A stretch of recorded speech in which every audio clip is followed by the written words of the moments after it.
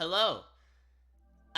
It's been a long time, but this isn't really the video to discuss my absence.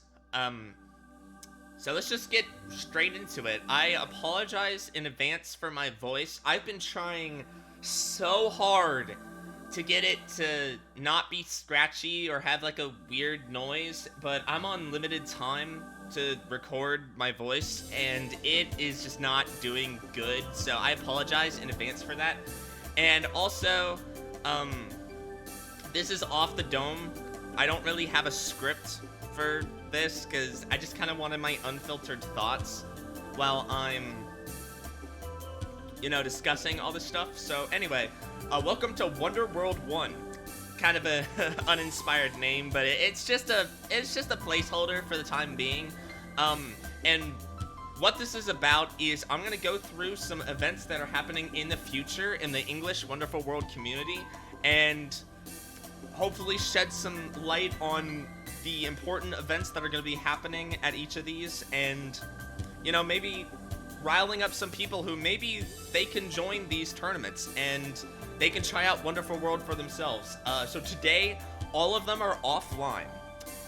Just keep that in mind. I know there's a lot of people that can't really travel, so just keep that in mind. But in the future, these will feature some online events, so please be on the lookout for that.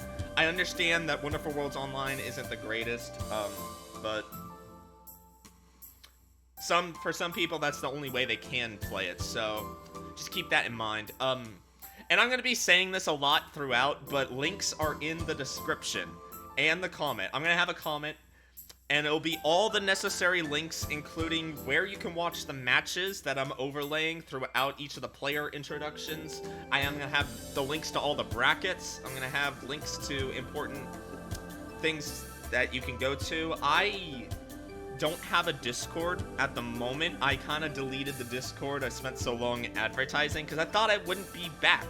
But I'm going to have something before my next upload, and I'll shill that whenever I want. So yeah, without further ado, let's get into this. So the first of two tournaments that we're going to be talking about today is Impossible Dust 4. This is going to be taking place in Cary, North Carolina, and thank you so much to Saturn, Phoenixite, and Worst Letter for giving Wonderful World a chance and doing it at this tournament. So far, on the day that I'm recording this, there are only 5 people that are registered, and the only one that actually has any notoriety in the scene is Double Bear, who I have as an honorable mention. So Double Bear, I mean, the results speak for themselves. He's pretty freaking good at this game.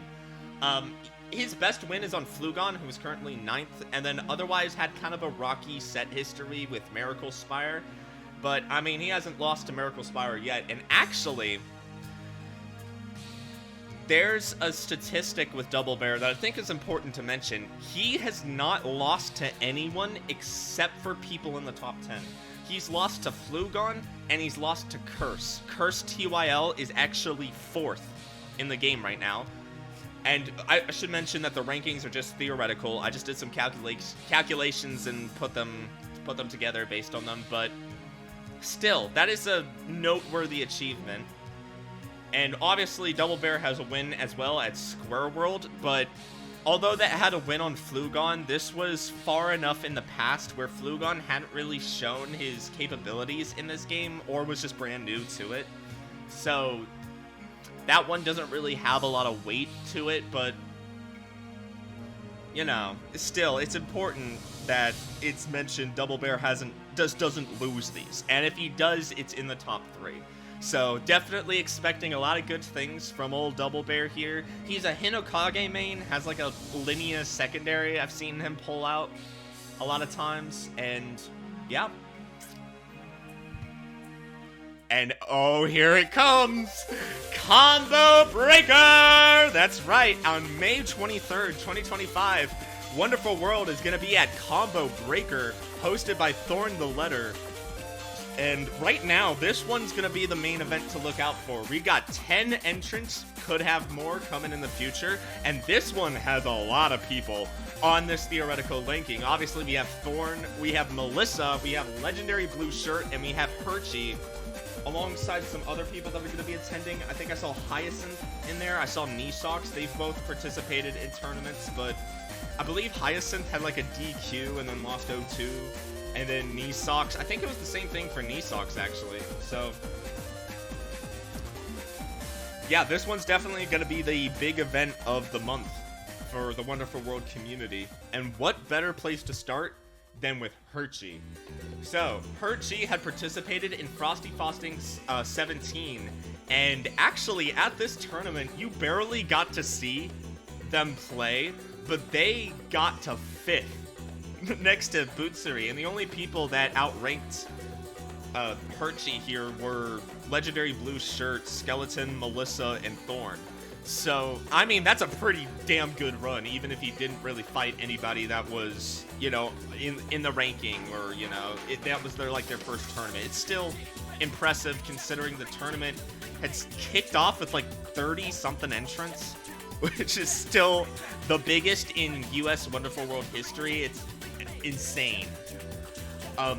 So he plays Hinokage as well, and we saw in a match with Not Finasaur that I think is on the overlay right now. I haven't really gotten to recording these at the moment, but you can see that it was a close match, but Hershey managed to pull through, and Not Finasaur has been in the community and has done decently well. Probably should have been ranked, but still, that's kind of proof that Hershey has got a bright future with this game, and I'm hoping they can do some crazy moves here at Combo Breaker. Legendary Blue Shirt. Ooh, this is like an old veteran of Wonderful World. It was actually the person that got me into fighting games, so I owe a lot to Legendary Blue Shirt, and I am so happy that he's out here taking names with the old CeeLo, the trusty CeeLo. So, right now he is 7th. He's gotten wins on Curse, Hershey, and Bootsuri. And he actually did win a tournament, Climax of Night Season 6. And at this tournament were some big names like Thorn and Melissa and whatnot. But he actually got to avoid them because Curse went on a fucking tear. But Legendary Blue Shirt, he's got the matchup on lock against Ryuza. And I think that's kind of what led him to win the tournament. Otherwise, he had a pretty easy tournament bracket, considering who he could have faced. He's had a Thorn issue for the longest time. So, you know, I think that's just kind of... I feel like Legendary Blue Shirt's got a win on another top 5 player coming very soon. I feel like he's got the ability to do that, and we'll see if he can pull it off at Combo Breaker. Melissa Mentit, number 3 in the US right now, wins on Thorn, Skeleton, Clam Shakes, and Flugon. A string of second places at the meantime. She has actually won a tournament before, and as we'll discuss later, she has actually done really well against Thorn. That's a very back and forth sort of matchup there. But right at the moment, she's just been having a lot of difficulty trying to squeeze that first place in. At Hello Wonderful World 4, she actually lost to Skeleton. And then 3 and Showdown, I think 3 was Rengoku and Showdown was Thorn. So, you know, just kind of like struggling to really close it out, but she has the capability to do so. She is the best player with Orphe at the moment in the US scene, of course, and she's only improving every time she plays. She manages to improve something that she's lacking at every time she plays. And I know that should be obvious, but it's something you don't really see. You see it with Melissa. She has the potential to be number 1. In fact, she took Rengoku to game 5.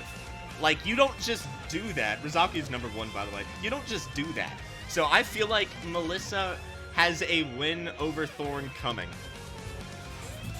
Obviously, you know, you can't mention US Wonderful World in this day and age without mentioning Thorn. Currently, she is number 2. Wins on Melissa, Skeleton, Legendary Blue Shirt, and Clam Shakes.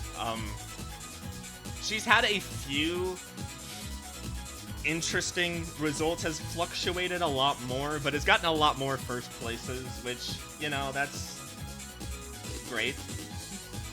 She won Evo, she won Sandia Showdown, she won Frosty Frosting 17, and as you can see, she won Winter Showdown. So she's definitely the most prolific and active player that's participating in these. Probably helps that she's running them.